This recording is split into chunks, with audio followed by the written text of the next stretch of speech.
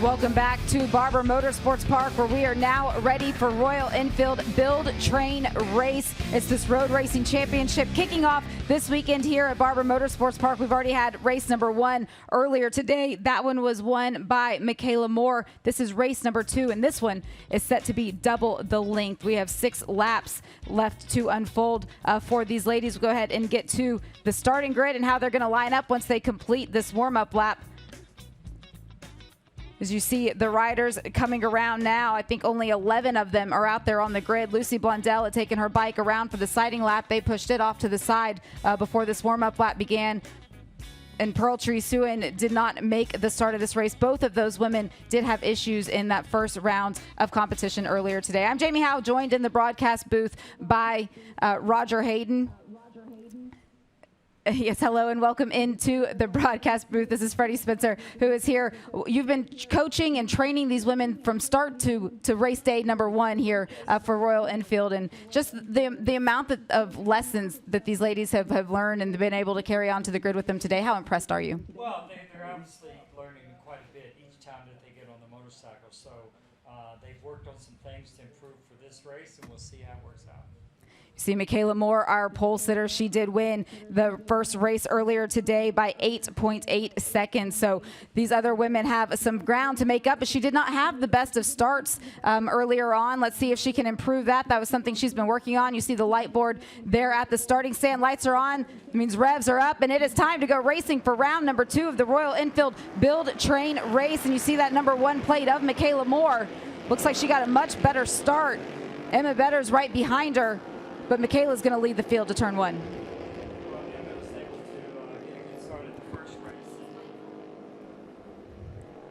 Yeah, in the first race, but this time Michaela, she made a few changes. She felt she could go even a little bit quicker in the second race, and I'm sure she will do that. But all of them, there were things that they wanted to do and work on. I made a mistake a little bit in the first race. It was not Miranda who went off the track. It was Casey, and it was Miranda who was able to finish in 4th place, or Cassie, I'm sorry, that went off the track when they made that pass. But there's one rider to the side of the picture. She just sat up and had her hand up. Looks like everybody's been able to make it around, and everyone might be back up to speed.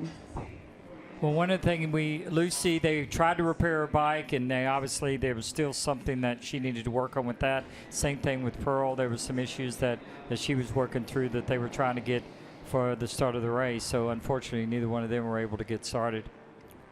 What's the biggest thing that you talk to these ladies, having a race and then another one a couple hours later? What's the biggest thing you try to take from the first race to apply to the second one? Well, the first thing, Roger, is the fact that they're not used to racing 2 races in one day. Like in World Superbike or back there, it's difficult to get yourself up for the first race, and then you have that little lull.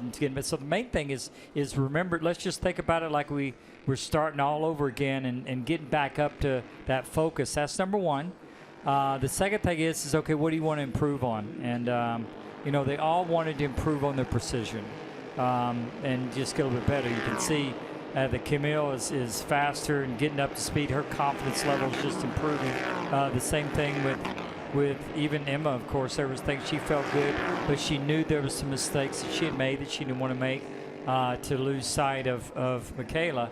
But this should be a very good battle here, and we can see. Let's see how quickly Camille's going to run this time, because she'd run a 49 in that first race. Michaela's already down in the 47s. Michaela's best time in the first race earlier today at 1:45.9. And again, if you weren't here for that round, it was a 3-lap shootout. It was originally scheduled to be 6, just like this race. It had to be shortened to 5 in order to fit into the schedule, get 2 races in today, but then a red flag shortened it even more, so it became just 3 laps, give it all you got, and Michaela Moore certainly did that. But this rider, the number 88 that you see, Camille Conrad, it took right to the line for her to be able to make that pass and take advantage of an opportunity that was created and get around Emma Betters, but she's staying ahead of her here today. Yeah, you could see that she said there was just a few areas that mistakes. She carried more speed. For all of them, Roger, that's the main thing that they're wanting to work on, is carry more corner speed. And like I told them, if you get more comfortable with running more corner speed and you know you're not going to run off the track, you know the grip level's there, your exit speed's going to be higher, and you're going to feel more comfortable carrying more entry speed, right? That's the thing. You can tell that with their lap times getting better each time, they're starting to use more track on the exit of each corner. Exactly. And so they're getting more comfortable controlling the bike to the edge of the racetrack. And that's what this program is about, is just getting more confidence, getting more comfortable, and getting faster. At the same time, it was safer, though. Always being safe and being comfortable. See, Emma Betters have been able to make that pass around Camille Conrad. These two, I think this is going to be an exciting battle to watch unfold for the full season. Well, it certainly will. Miranda, too. Miranda, who finished fourth, is kind of a similar position. I kind of see them already setting the tone for battling for the podium. Emma, she ran a 59. Camille made a 50. She's not run quite as quick yet as she did in the first race, but just a little bit of background about how these women found themselves into this opportunity. Royal Enfield has created this program, the Build, Train, Race platform here in road racing, as well as with the American Flat Track organization. And they open it up to entries where you can submit your application and put your name into the hat. And then as a committee, they go through and they pick who they think is going to fit the program best. Each season, 6 of the riders in the previous year will retire. It's a 2-year program. It's a 2-year contract. Michaela Moore, who you see leading the field, she has the #1 plate as the defending champion. She is one of the returning riders. Other returning riders we have from last year, Aubrey Credioli, as well as Emma Betters and Lauren Prince. So those are 3 riders who have a little more experience than all of the other ones. Maybe not here at Barber Motorsports Park, because this wasn't a race they competed at last year, Freddie. That's right. Some of them did compete in the fall, the classic event here at the end of the season. But all the new riders, most of them hadn't been here before, but you're exactly right. One of the things that experience on this bike, you can see, certainly with Michaela, Emma improved so much last year. Aubrey, unfortunately, had the accident in the race. Her improvement from last season. They all, of course, as they get more experience on this bike, they improve. And they get better just race management, as we were talking before. And that's the main thing with the training program this year. We were able to have 4 days instead of the day and a half last year because we had a short amount of time. In 2023, the selection process was in February. Last year was in October. And the plan this year is to maybe even do it a little bit sooner so that they can have more time and we can do even with the training and just preparation and make sure their 2-year experience is the best they can be.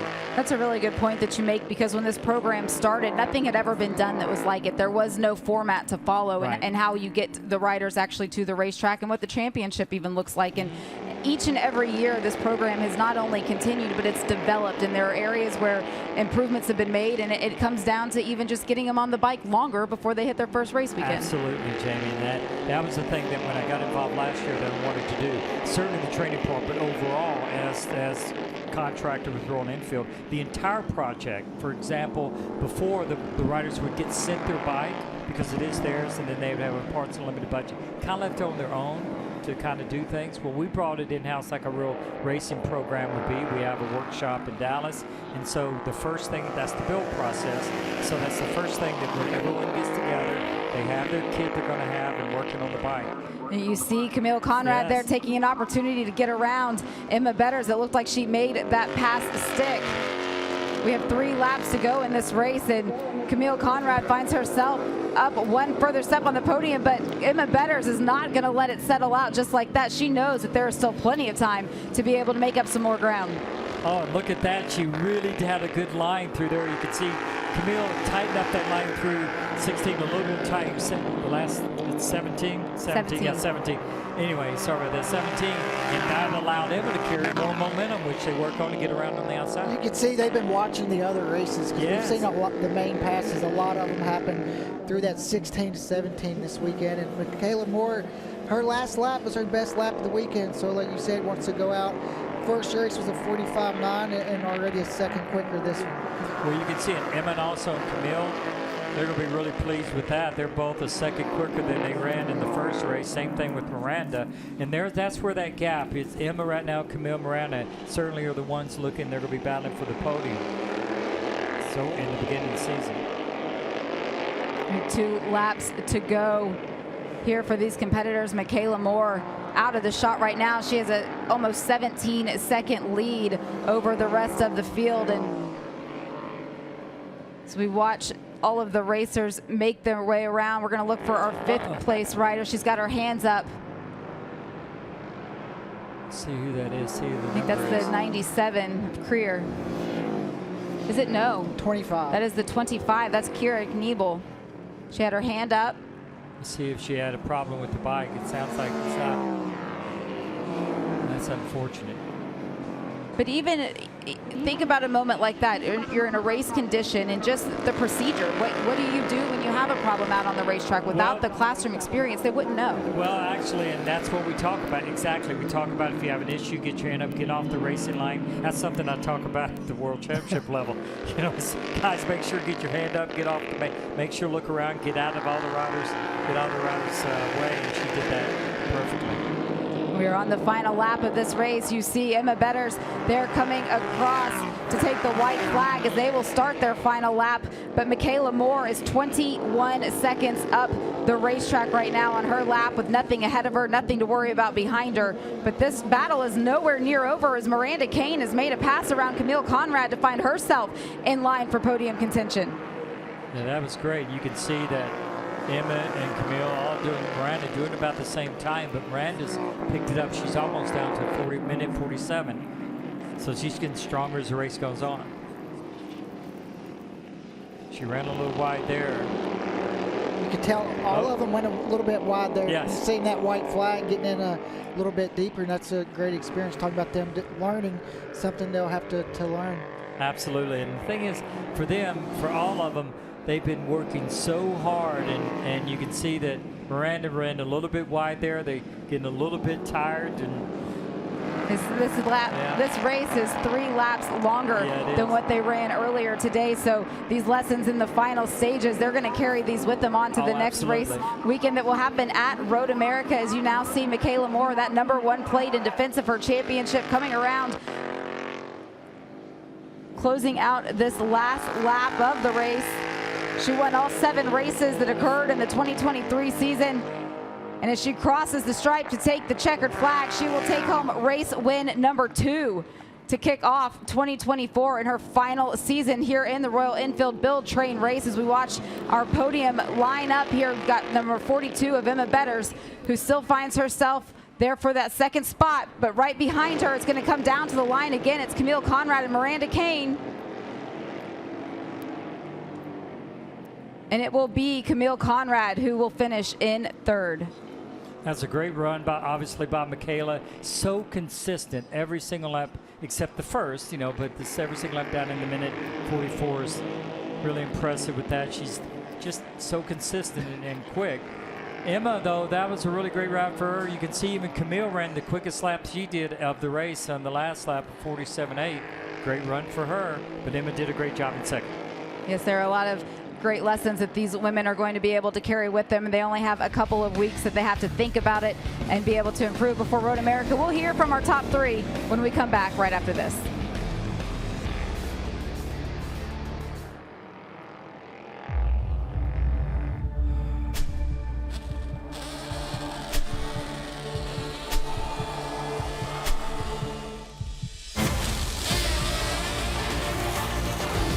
And there goes Gage Herrera, the high-winding 4-cylinder Suzuki motorcycle of Vance and Hines. High-revving Hayabusa really starts to pour on the coals. Quickest run in the history of pro stock motorcycles.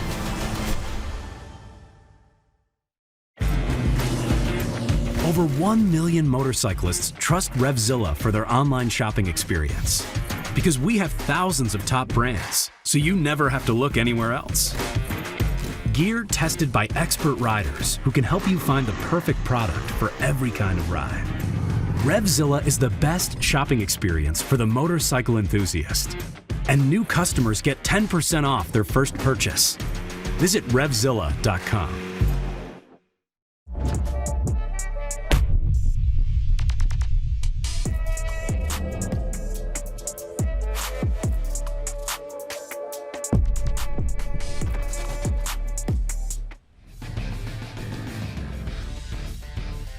We're back at Barber Motorsports Park, where we have just wrapped up race number 2 for the Royal Enfield Build Train Race program. It is their inaugural race of the 2024 championship season. 13 competitors who have built their bikes. They have trained with their bikes, and now they have just completed their first race weekend. And Michaela Moore with the #1 plate on the side of her bike. She took home top honors in both races. It was nearly a 22-second advantage over second place of Emma Betters. Camille Conrad rounding out the top 3, but it was solid improvement in terms of lap time for the full field.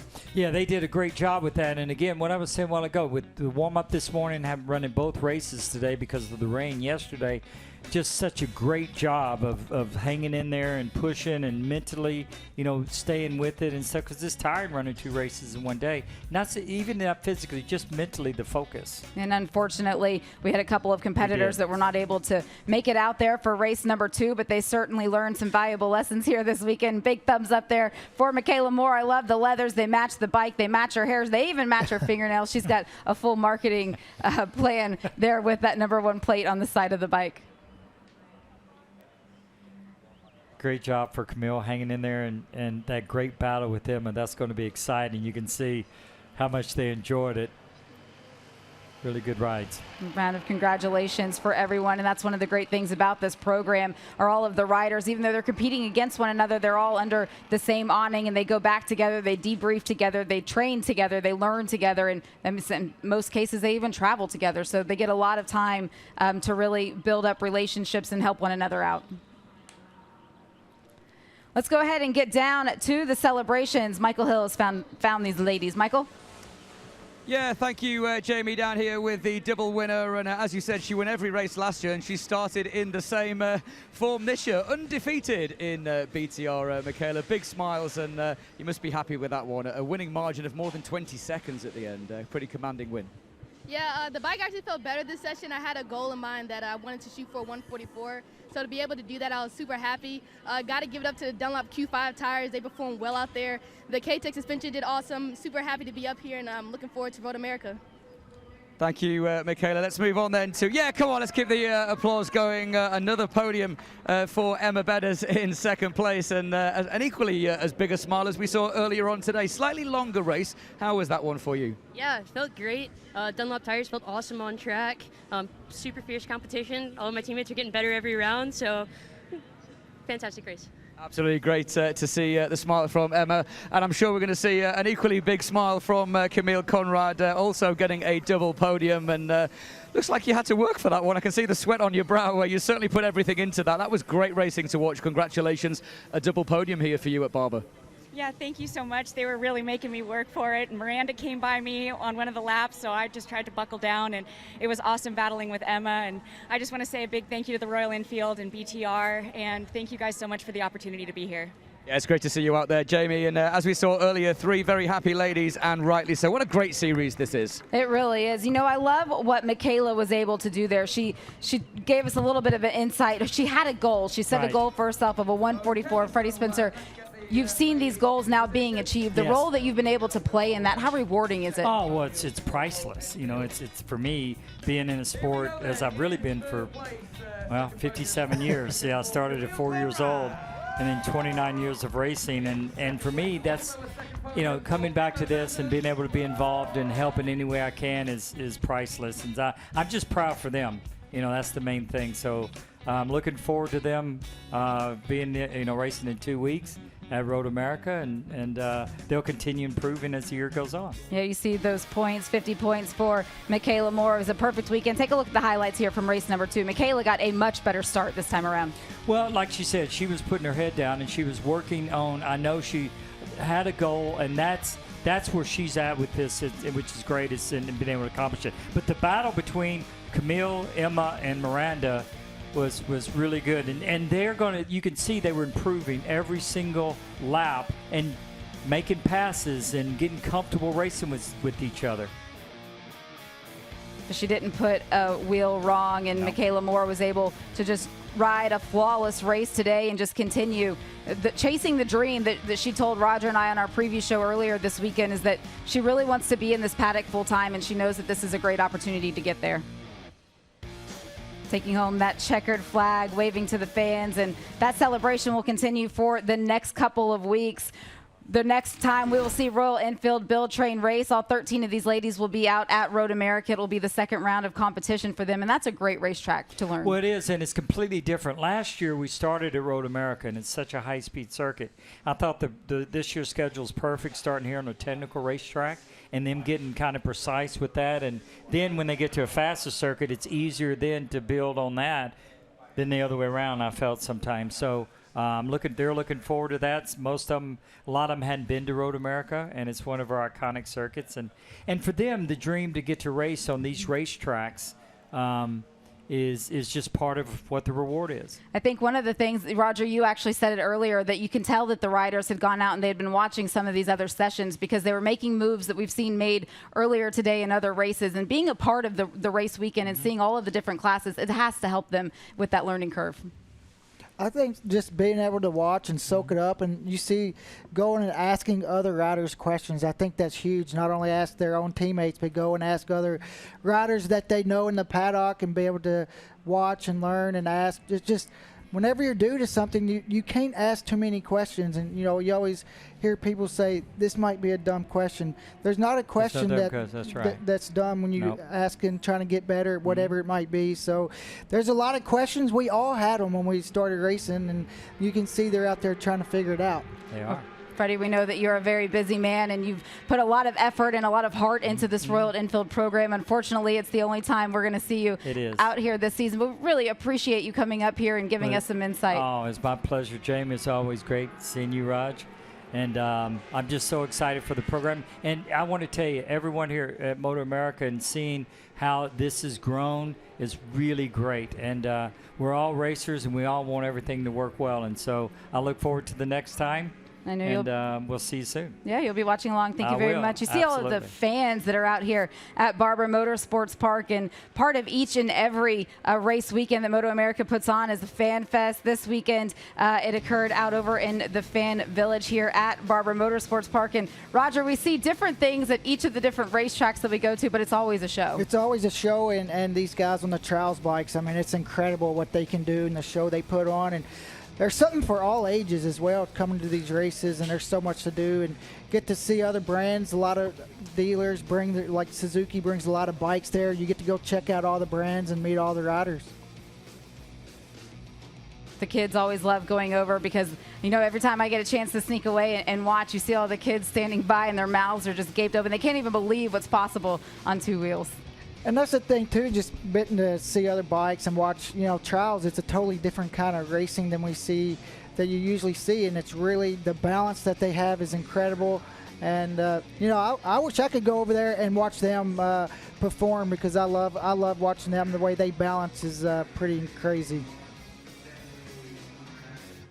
If you get a chance to make it out to one of the MotoAmerica race weekends, take a look at what the Fan Fest schedule is going to be, because some of them are even more exhilarating than those. It's always a show, and you can see the grid now getting ready for more racing to continue. Let's go ahead and go down to Michael Hill, who's right in the middle of all of it. Yeah, right in the middle again down here. Just had to move to the side because there was quite a bit of a melee of riders coming out onto the pit lane. The good news is one of the riders that almost wiped me out, but he didn't, Dylan Yelton. You saw him go down. He was a bit of an incident this morning with PJ. He's got the bike fixed and he's back out there, so that is great to see for Dylan. Let's see what he can do in the race. He was just knocking on the door of the top 20 yesterday, so he's closing in on his first points, which is good for him. Here's the man of the moment from yesterday, Matthew Scholz. As we talked about a lot, he's got experience in Supersport years and years and years ago, but he spent probably the last decade racing on a superbike. It's a very, very different riding style, as Roger has said. Looks like Matthew's just going to run off to the bathroom, so we won't get a chat with him. Let's just move across the front row if we can. We won't necessarily speak to him because he's getting in the zone. We've spoken to him a couple of times already. There is Tyler Scott. He was a little bit disappointed after speaking to him off camera with regards to his performance yesterday. There was a couple of little issues. Hopefully they have got those resolved, and I'm sure that Tyler is for sure going to be in the mix. This is the man that's starting on pole position, Maxi Girardo, his first career podium in MotoAmerica Supersport, just taking a swig of water down here. And I can tell you, Jamie and Roger, it is so hot down here, probably the hottest it's been all weekend. You talk about the humidity.